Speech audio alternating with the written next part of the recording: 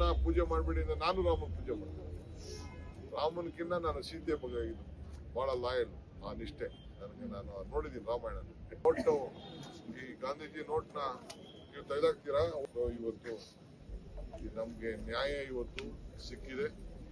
ಇವತ್ತು ತಮ್ಗೆ ನಾನು ಹೇಳೋದಿಷ್ಟೇ, ಇದು ಪಂಚಾಯತ್ ರಾಜ್ ವ್ಯವಸ್ಥೆಯಲ್ಲಿ ಏನು ಮನ್ರೇಗಾ ಇತ್ತು ಅದ್ರ ಮೇಲೆ ಇವತ್ತು ಗಾಂಧೀಜಿ ಹೆಸರನ್ನ ತೆಗೆದಾಕ್ಬೇಕು ಅಂತ ಹೊರಟಿದ್ದಾರೆ. ಈ ಗಾಂಧೀಜಿ ನೋಟ್ನ ನೀವು ತೆಗೆದಾಕ್ತೀರಾ? ಅವರೇ ನೀವು ಗೋಡ್ಸೆ ಫೋಟೋ ಹಾಕೋಬಿಡಿ ನೋಡೋಣ. ಗಾಂಧಿ ನೋಟ್ನ ತೆಗೆಯಕ್ ಆಯ್ತದ ಈಗ? ಹಂಗೆ ಇವತ್ತು ಗಾಂಧೀಜಿ ಹೆಸರನ್ನ ತೆಗೆದಾಕಕ್ಕೆ ಇವತ್ತು ನೀವು ಹೊರಟಿದ್ದೀರಿ. ನಾವೇನ್ ರಾಮನ್ನ ಪೂಜೆ ಮಾಡ್ಬಿಡಿ ಅಂದ್ರೆ ನಾನು ರಾಮನ್ ಪೂಜೆ ಮಾಡ್ತೀನಿ. ರಾಮನ್ಕಿನ್ನ ನಾನು ಸೀತೆ ಬಗ್ಗೆ ಇದು ಬಹಳ ಲಾಯಲ್, ಆ ನಿಷ್ಠೆ ನನಗೆ. ನಾನು ನೋಡಿದ್ದೀನಿ Ramayana. Sita is more stronger then ಅವಳ ಭಕ್ತಿ. ಸೊ ಹಂಗೆ ಆ ನಿಷ್ಠೆ. ಸೊ ರಾಮನಿಗೆ ಉತ್ತರ ಭಾರತದಲ್ಲಿ ರಾವಣನ ಪೂಜೆ ಮಾಡ್ತಾರೆ. ಸೊ ಕೆಲವರು ಹನುಮಂತನ ಪೂಜೆ ಮಾಡ್ತಾರೆ. ಹನುಮಂತನ ರಾಮಾಯಣದಲ್ಲಿರುವಂತ ಹನುಮಂತನ ಅಂದ್ರೆ ಯಾಕೆ? ರಾಮನ ತಂದೆ ದಶರಥ ಮಹಾರಾಜ, ಅವನ ದೇವಸ್ಥಾನ ಇಲ್ಲ.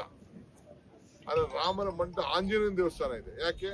ಒಬ್ಬ ಸೇವಕ, ಒಬ್ಬ ಸಮಾಜ ಸೇವಕ ಆಂಜನೇಯ ಅಂತೇಳಿ ಅವನ್ನ ಎಲ್ಲ ಪೂಜೆ ಮಾಡ್ತಾರೆ. ಹಂಗೆ ಇವತ್ತು ನಾವೆಲ್ಲ ಗಾಂಧೀಜಿಯ ಪುತ್ರರು. ನಾವೆಲ್ಲ we are the family members of Gandhiji.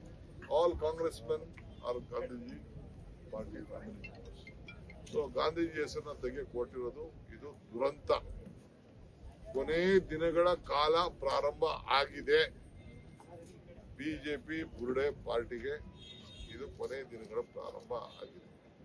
ಈಗ ಮನವಿ ಮಾಡ್ಕೊಳ್ತಾ ಇದ್ದೇನೆ, ಇದು ನಿಮ್ಗೆ ಸಾಧ್ಯ ಇಲ್ಲ. ಸಂವಿಧಾನ ಬದಲಾಯಿಸ್ಲಿಕ್ಕೆ ಸಾಧ್ಯ ಇಲ್ಲ. ರಾಷ್ಟ್ರಗೀತೆ ತೆಗೆದಾಕ್ಲಿಕ್ಕೆ ಸಾಧ್ಯ ಇಲ್ಲ. ಪ್ರಜಾಪ್ರಭುತ್ವ ತೆಗಿಲಿಕ್ಕೆ ಸಾಧ್ಯ ಇಲ್ಲ. ಸೊ ರಾಷ್ಟ್ರಗೀತೆ, ರಾಷ್ಟ್ರಧ್ವಜ, ಸಂವಿಧಾನ, ಪ್ರಜಾಪ್ರಭುತ್ವ ಇದನ್ನೆಲ್ಲ ಕೊಟ್ಟಿರೋದು ಕಾಂಗ್ರೆಸ್ ಪಾರ್ಟಿ. ಗಾಂಧೀಜಿ ನಾಯಕತ್ವವನ್ನ ಮಾಡಿದ್ದಂತ ಪಾರ್ಟಿ. ಗಾಂಧಿ ಕುಟುಂಬ ಎಲ್ಲ ಆಸ್ತಿಗಳನ್ನ ಕೊಟ್ಕೊಂಡು, ಮೋತಿಲಾಲ್ ನೆಹರು ಅವರು ಎಷ್ಟೋ ಸಾವಿರಾರು ಕೋಟಿ ರೂಪಾಯಿ ಆಸ್ತಿಗಳು ಎಲ್ಲ ಕೊಟ್ಕೊಂಡು, ಅದನ್ನು ಹೋಗಿ ಕಾಂಗ್ರೆಸ್ ಪಾರ್ಟಿ ಹೆಸರಿನಲ್ಲಿ ಇದ್ದಂತ ಆಸ್ತಿಗಳಿಗೆ ಅವ್ರ ಮೇಲೆ ಶೇರ್ ಇಟ್ಕೊಂಡಿದ್ರೆ